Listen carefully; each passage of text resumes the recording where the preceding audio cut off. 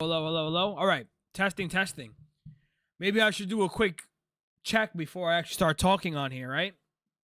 What's up, Montavo? How are you, fam? Good to see you. Yeah, I didn't check.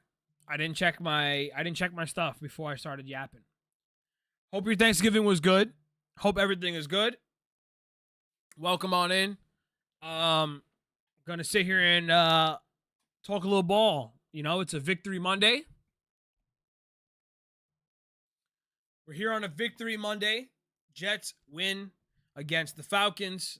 You know, a lot of debate about should the Jets win? Should the Jets lose?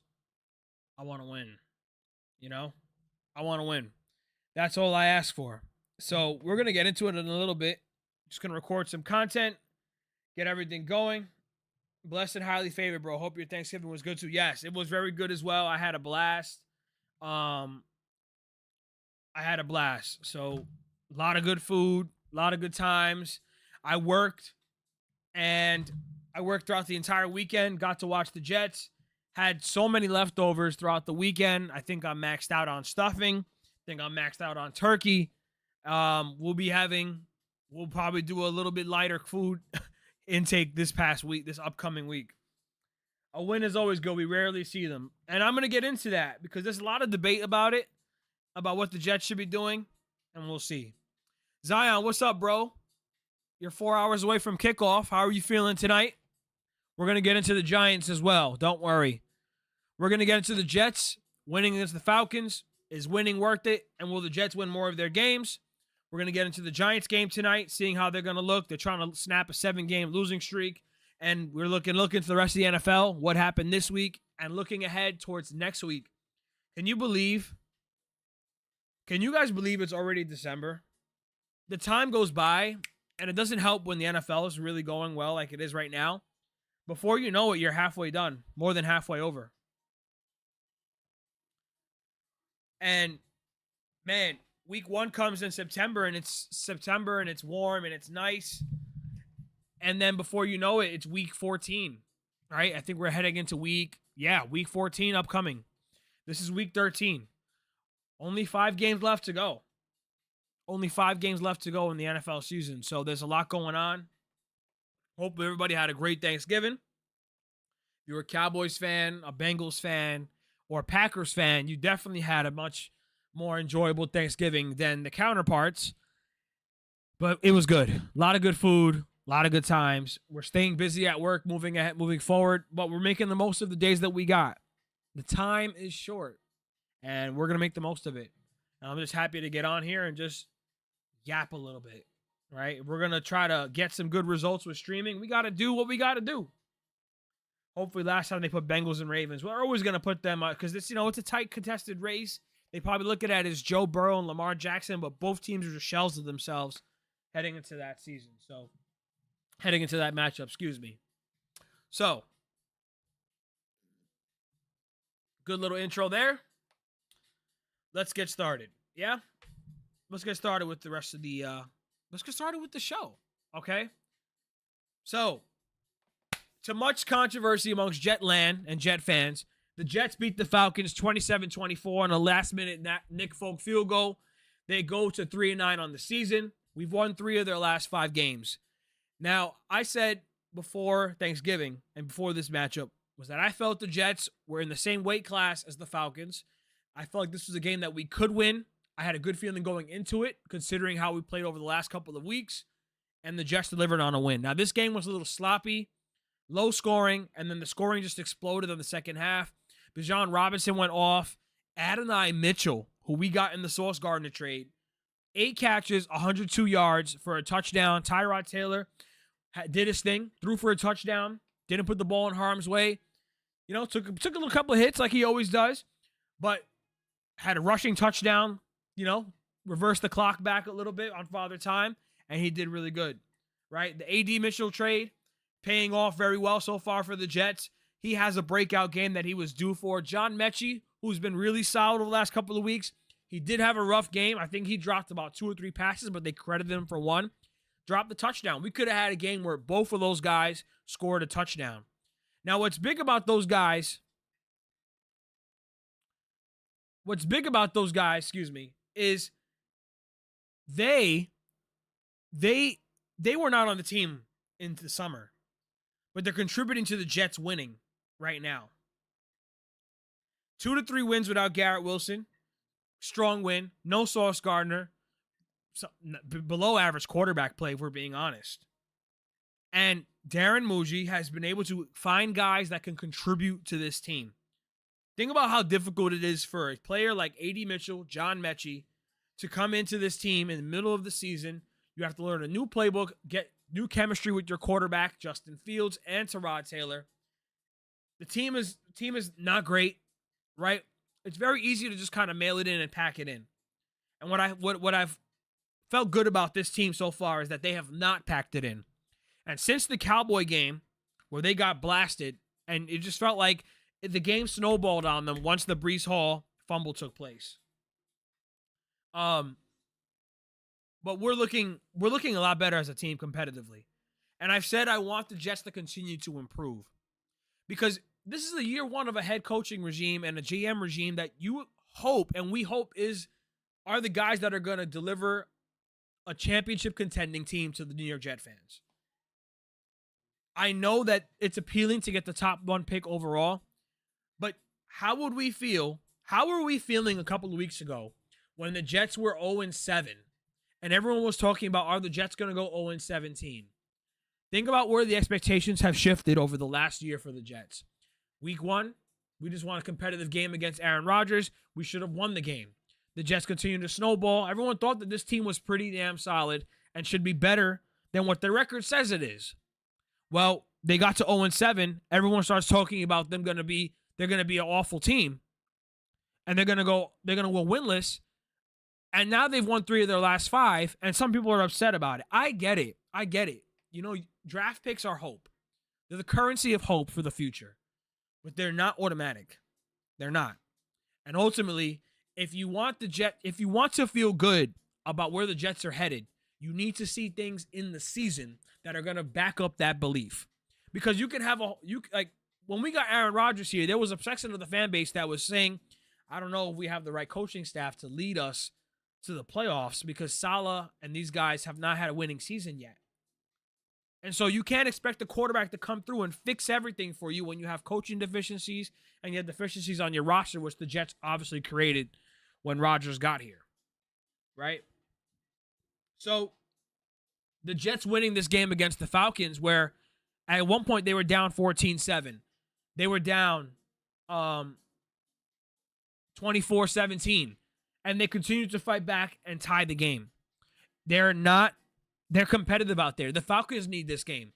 The Jets you could say the Jets don't need the game, but they're playing these teams. This is the middle of the season. It's not like it's week 17, week 18, and no one cares and people have packed it in or thinking about going to Cancun.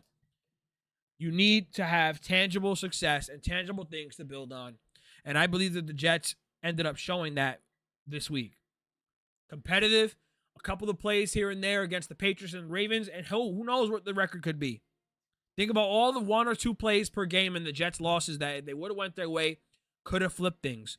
Now you're starting to see in certain situations the Jets are maximizing those opportunities. Heck, I didn't like the way the Jets had proceeded on the final drive, where they have a false start that put them from the 33-yard line to the 38, making it a 50 to a 55-yard field goal.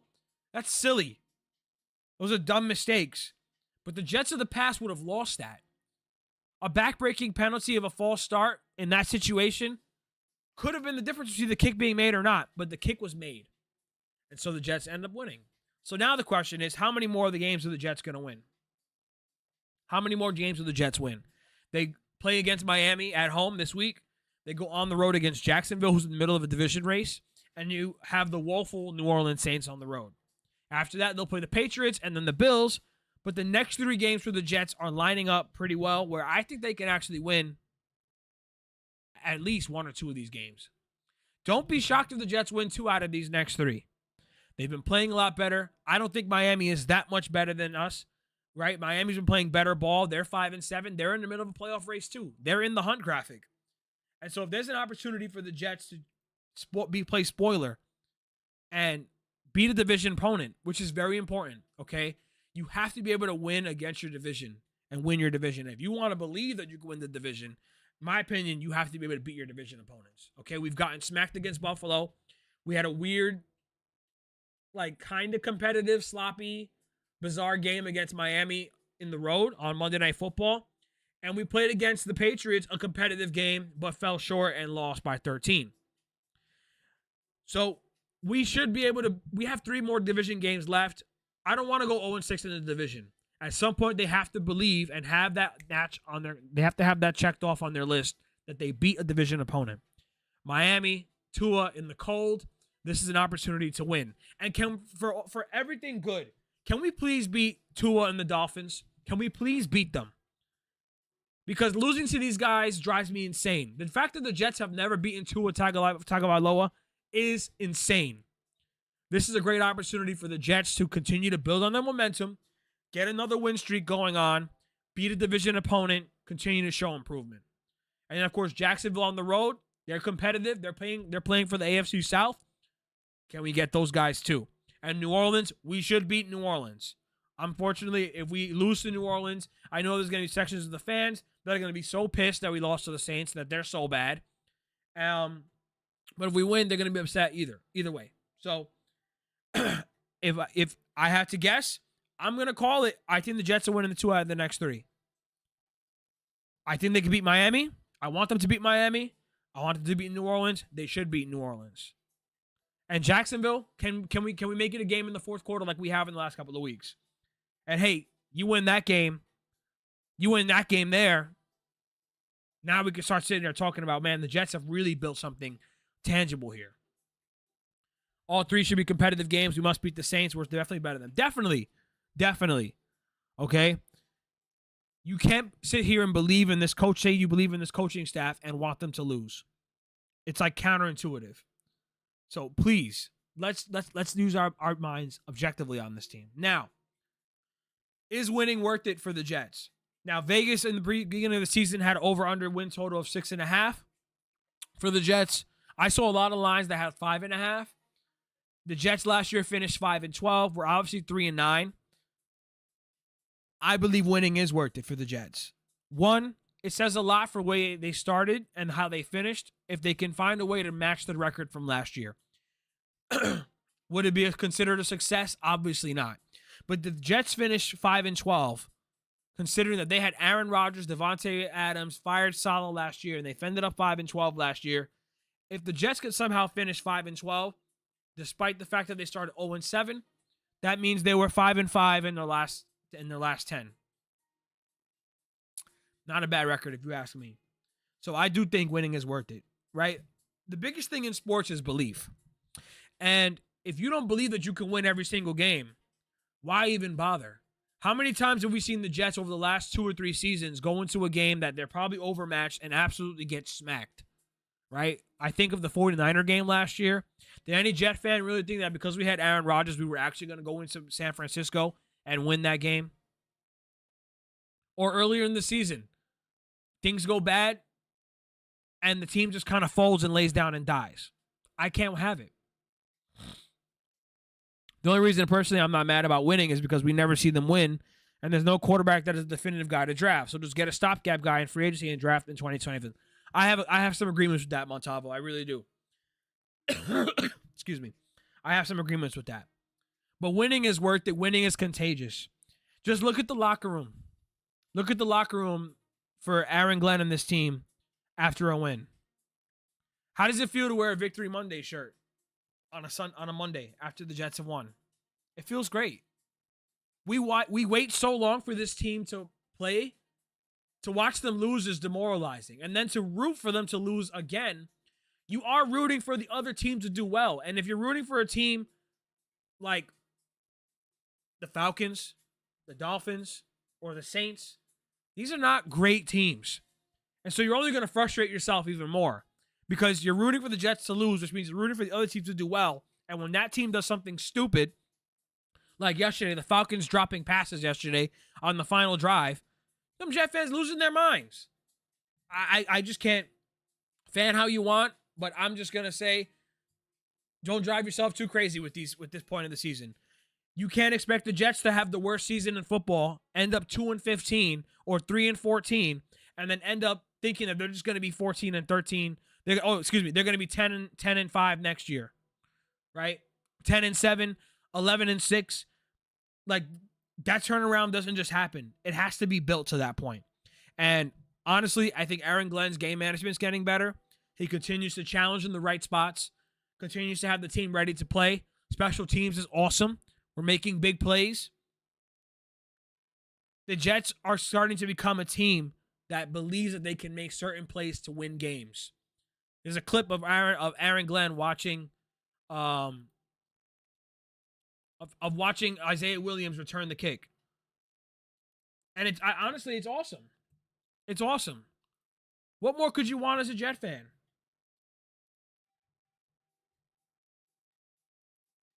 What more could you want? The belief that your team can win is important. The belief that they can make a play is important.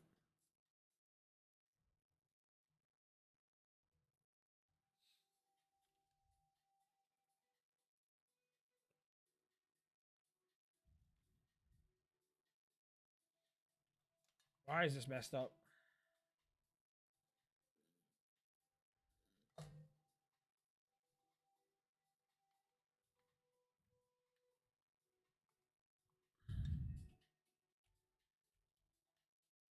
My sound is messed up at the worst time, of course. But you see Aaron Glenn telling the team, you got to believe, you got to believe, you got to believe. So 1,000%, winning is worth it. Winning is good. If you want the Jets to get out of this abyss and end this playoff drought, the only way they're going to get out of that is winning. And yes, I know I want the quarterback. I want the great quarterback in the draft next year. But if they can't get one, what are you going to do?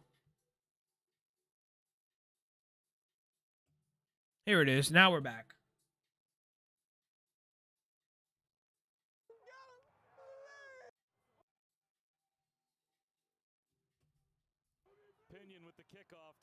There it is. Look at Glenn. Unfazed, unsurprised.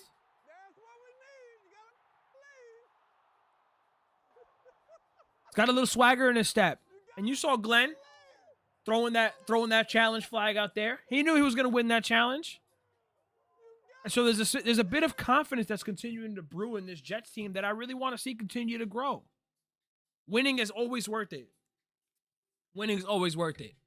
How do you think the Jets are going to sit here and recruit more players to come to this team next year and help us win and turn this around if the Jets have the worst record in football and the coaching staff stinks and bottoms out? You're going to convince a top wide receiver in the free agency to come here next year, a defensive lineman, a linebacker? How does anybody sit here and garner hope about what this team is going if they bottom out this year? And they haven't, which is what I appreciate. I don't care. Like, at this point, the Jets have lost enough games. I don't care anymore if they lose or win. Like, if they lose, I'm not really that upset. But if they win, I want to see them win. Because winning is the only way this is going to turn around. And the young guys that are on this team need to get a feeling of winning. Because if you have young players that believe they can win, these guys probably came from college programs that won a lot. And losing beats you down. Losing has beaten down this team for years. It's beaten down the fan base. Look how empty the stadium is in December. I know they're bad. But winning changes everything. Everything. So I want to continue to do that. Now,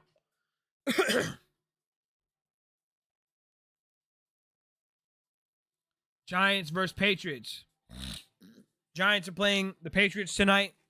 They have been in a situation where they've lost 7 games in a row. And my fellow New Yorkers and Giant fans, I'm sure it's very demoralizing to feel like, we can score and be entertaining, but what are we going to do? Are we going to get a stop at any point? They fired the defensive coordinator recently, and now they have a new guy. Can they show something against the Patriots, who are 10-2 and on an insane win streak? So Jackson Dart should be back tonight. Patriots at home. I think right now, what's the line? I don't even know what the line is right now.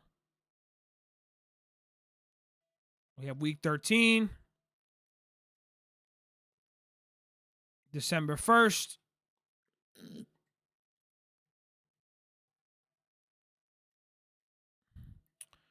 I don't even know where the odds are. Where are the odds for this game? Well, I'm sure Patriots are heavy favorites on this one.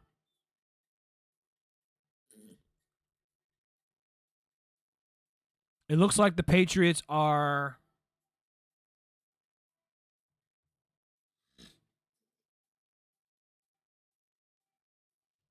Come on. Can't figure it out. But anywho, you know, you want to see the Giants. The Patriots have a lot of banged up guys on the offensive line. Can Abdul Carter get more than half a sack for the season? Would not want to have a disappointing start for him in his rookie year to only have half a sack throughout the year. The Giants have talent on their front. They do. The fact that their defense has given up this much astonishes me. Because I think with that defensive line talent, they should be way better than this. Way better. So for the sake of them and the sake of many of my friends that are Giant fans, I hope that they can put it together tonight. Because losing 7 straight, I mean, we did that already. It's not a good feeling. It's not a good feeling. And considering where the Giants were, 2-3, thinking that they had things together, and they were beating the Broncos and had that lead and blew that lead, they haven't looked. I mean, they've had opportunities since to win games, and they have not. And so, I mean, for your sake, I hope that they get it done. So, Giants, Patriots, we'll see how that looks tonight. I probably won't watch it because I'll be probably hanging out with the wife, but it's all good. Now, the rest of the league. The rest of the league is pretty interesting. It wasn't very much long ago that everyone was putting off the jokes on the Jets and Aaron Rodgers about we were stupid to let him go and stupid once again to let him leave our building when we have Justin Fields. You know what? Guess what? In terms of total QBR, according to my pal Michael Nania here, the Rodgers is 2 slots ahead of Justin Fields for the season in terms of total QBR. Okay? He's looking old. He's looking old. And you're already starting to see the quotes going on about the team. Look at this QBR. Total QBR all NFL. Geno Smith, Cam Ward, Justin Fields, Tua, and Aaron Rodgers at a 40.5. And the obviously average depth of target chart looks bleak right now. And he's obviously hurt and playing banged up. But that mix of team and players, Steelers are in trouble right now. 6-6, they're still alive. They are still alive. But I have an uncle that's a Steelers fan. I got friends that are Steelers fans. A lot of them are deeply concerned with where this team is going. But Justin Fields and Aaron Rodgers being in the same graphic and total QBR is undoubtedly concerning. It's not good at all. So, listen, everyone has laughs to make and jokes to make against the Jets, but let the season play out before we continue to make these takes. Okay? The Jets were being ridiculed, and it didn't help that we lost to them in week 1 because Xavier Gibson had to fumble the ball away. But man, I wish we had that game. Because they're really not that good. They're really not that good, in my opinion. They just have it just feels stale. They got smacked by the Bills at home and just looked lifeless. So they have a game against the Ravens. They can still win their division. They still have a chance. But it'll be very interesting to see how that team unfolds or how that season unfolds for them. That team has 8-9 written all over it. 8-9 written all over it. All over it. And if I'm correct, the Steelers still have to play the Ravens twice. And I think they get played. I don't think they play the Bengals anymore. So, Steelers play the Ravens this week. Dolphins, Monday night, December 15th. Lions, December 21st. Browns, December 28th. And finish the season against the Ravens. It's a tough stretch. It's a tough stretch of games, especially when you look at the Lions. The Lions definitely need those games badly. Dolphins are still in the race, and that Ravens game and the final game of the season is going to be something that's going to be on. There's going to have a lot on the line for that. Now, the AFC South is smoking hot. Smoking hot. It's not the only division. Excuse me. It is not the only division that is super highly contended right now. We right now have the NFC North, the NFC West, AFC West are all, and the AFC North are all tightly contested divisions as we speak.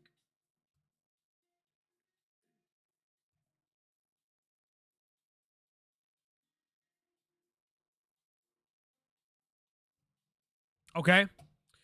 So you see right here, AFC East is pretty much, I mean, it's still tightly contested, but the Patriots are 10-2, Buffalo Bills are 8-4, Ravens and Steelers 6-6, but the Bengals are not that far behind. Jaguars, Colts, Texans, all within a game of each other.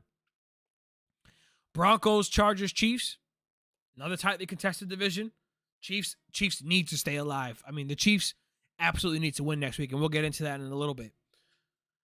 NFC East, Cowboys are gaining some ground, but they have work to do.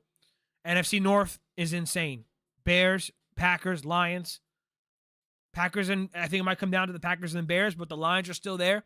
They got a game against the Chiefs this week. Do or die. NFC South, Panthers, Bucks, tightly contested. But the NFC West, I mean, this is probably the best division in football. Rams, Seahawks, 49ers. This is insane. Insane. Now the Rams got upset by the Panthers yesterday, but that's football. And the Panthers are a sneaky good team. So see where that goes on that end. But AFC South, the Colts were 7-2, 8-2. They lost their last 2 in a row. They won 2 out of their last 5. So they're in a spot right now with Sauce Gardner hurt, where you got Daniel Jones hurt, and you have a tightly contested division against your They got another game against the 2 games against the Jaguars, and 1 more game against the Texans. There's a very good chance that the Jets pick, when they have with the Colts pick, could be in a very good spot. So I'm looking forward to those races. I really am. Now, some big matchups coming up. December football is here. And soon we're going to have the Saturday games after the championship games for college come up this week. NFL will soon take over pretty much every day. Thursday, Saturday, Sunday, Monday. It's time for them to take over. But they will not disappoint with the slate of games that we have. All right? The first game in Week 14 that I'm looking at, Cowboys-Lions. Smart scheduling. They play on Thanksgiving. They play again. Both of these teams absolutely need these games. These are all must-wins at this point. The Lions are at a point where they have little margin for error. Okay? They lost to the Packers last week. They are 7-5. You know, if they want to try to even have a chance at thinking about the division, they definitely need to get back into the win column here. But the Chiefs, 6-6. There's an actual possibility we might see the Chiefs under 500 at this point in the season. We are so used to seeing the Chiefs just take off in the second half of the season. To see them at 6-6 and in third place behind the Chargers and Denver, it's eye-opening. But they're a veteran team. They have Mahomes. They've got the guys. They have the coach. Okay? They can still win this. But the other team needs it just as bad. Just as bad. Now, is it over for the Lions right now? If they lose this week? No. But right now, the Lions are the 8th seed with the Cowboys at 6-5. Check out these playoff races right here. Texans are obviously an 8th seed. Steelers on the outside looking in with the Ravens. Ravens are back at a division race. But you have all the wildcard teams have not 8 or 9 wins on the NFC. With the Lions, Cowboys, and the Panthers right there. Panthers have a legitimate shot at their division. And they're going for that division. But there's going to be a team that's going to have a quality record that's going to be a sad, disappointed squad coming out. Right now, the probability for the Lions is 42%. 42% on the Lions making the playoffs. Unheard of. Cowboys at 16%. So these two teams playing against each other, insane. Insane. That tie for the Cowboys kills them right now.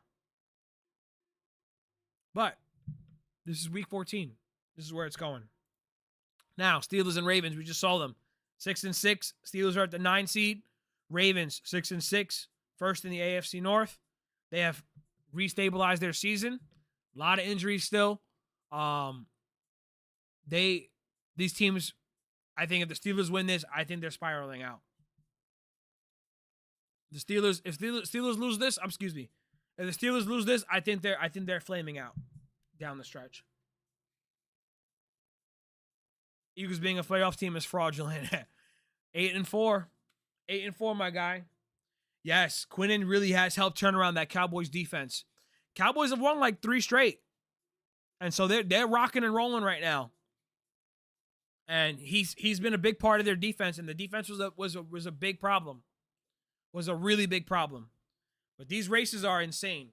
Steelers and Ravens, let's see how that looks. Now, Colts, Jaguars.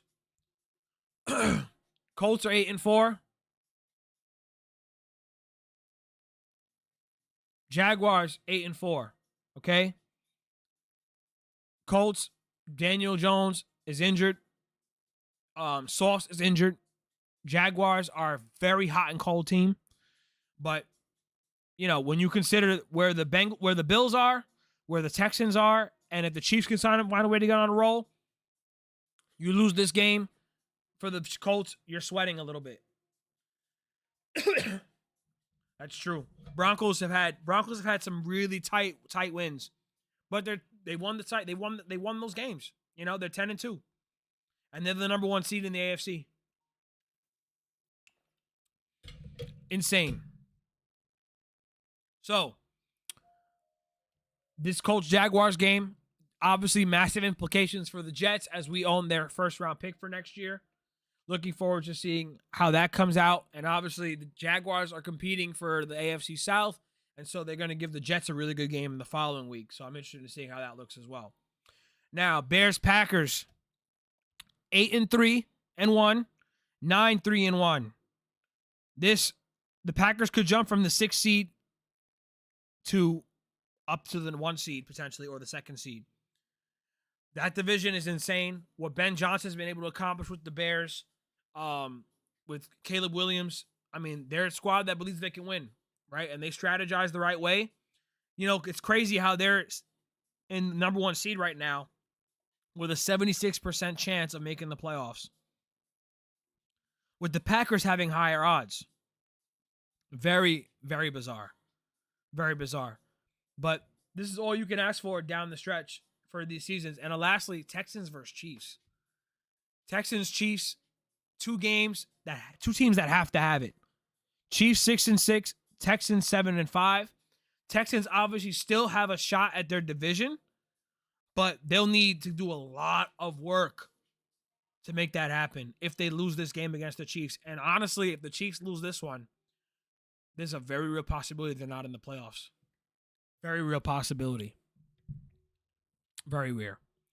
Dolphins are -1%, 4-8 on the Bengals. The Jets are less than 1%.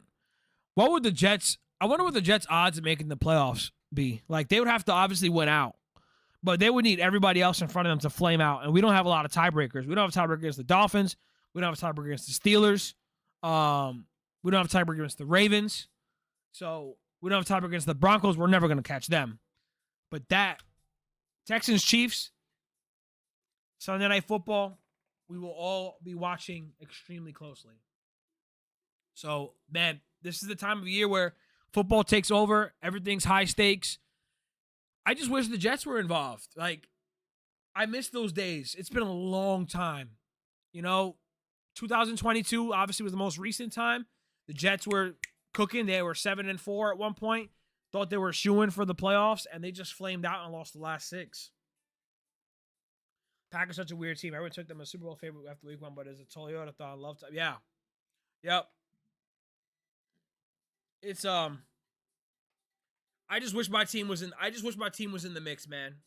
This is the time of year where every game matters, and it's coming down to the stretch, and you know that if your team doesn't make it, you're not going to see football until September of next year. Meaningful football, by the way. Like, throughout the entire year, the NFL season is just so long. That first week of January, your team is playing its last game. If you're not playing in the rest of January into February, you're just waiting for draft talk, combine talk, etc. And it can be an exhausting experience.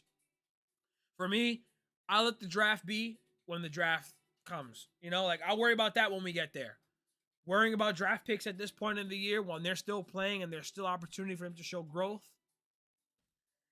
I can't sit here and lose my mind over if the Jets win or lose. You know what I'm saying? Like, if they win, awesome. If they competitive and they lose, I'm not upset. But to root for them to lose, like I started off with the show before, if rooting for them to lose, I can't do. I can never do that because I understand the importance of winning. And for the Jets, winning is important. Getting over the hump is important. And if we want to believe in Aaron Glenn and this coaching staff that they made the right decisions and that Darren Muji is a good GM that can find us the pieces to get a quality team, they have to win. And the players that they acquired in the trade deadline over the last couple of weeks have helped them win already. Mechie's helped them win. Mitchell's helped them win. Right? This is important. And this is awesome to see. And obviously they're not the only ones, but this team was not the same when it was in the summer, and look where they are now. So, well, my wife is going to be home soon, so I got to figure it out and cut some content, get some clips, rock and roll, and that's all it is. So, I'm off next week, the 18th, on the 8th. I don't know if I'll do a show. Maybe I will in the morning, talk about whatever happens in this week. It'll be great to sum it all up together. But we're rocking and rolling. So, and again, if you're interested in content and helping out, there's always options. I'm always looking for people to assist. So, I'd appreciate it. 41 minutes here, not too bad. Quick and hot and quick, short and sweet, whatever you want to call it. I appreciate you being here, Montalvo. I appreciate you being Zion. It's been hard to be back on stream to watch games. So I think the next stream that we might be able to do actually may not be till December 21st or the December 28th. So I'm looking forward to those opportunities. I appreciate it, Montalvo. I think I found something. You know, the most important thing about content creation is continuing to innovate and finding ways to do what I still enjoy to do and making time for it. So this is fun. Like, if I can sit here and gather up some good facts, line up the lower thirds with some good talking points, we can sit here and just talk some ball for a little bit for about 45 minutes to an hour, and we move, you know? Let's see if this is the beginning of something fun. And there's definitely enough time for me to get it done throughout the weeks. So most likely, God willing, we're looking at our next Jets live stream would be the 21st of December and the 28th of December. And maybe that last game on January 4th. But hoping to continue to talk every week. Hopefully we'll be back by Monday on the 8th. We'll do it in the morning. Actually. Yep, Monday morning. Maybe we can do another show. Yip yap. And we'll do our thing. So, Zion, good luck to your Giants tonight, okay? I hope you guys don't flame out. But let's see what happens.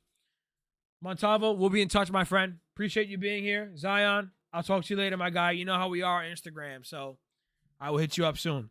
Bye, guys. Thank you.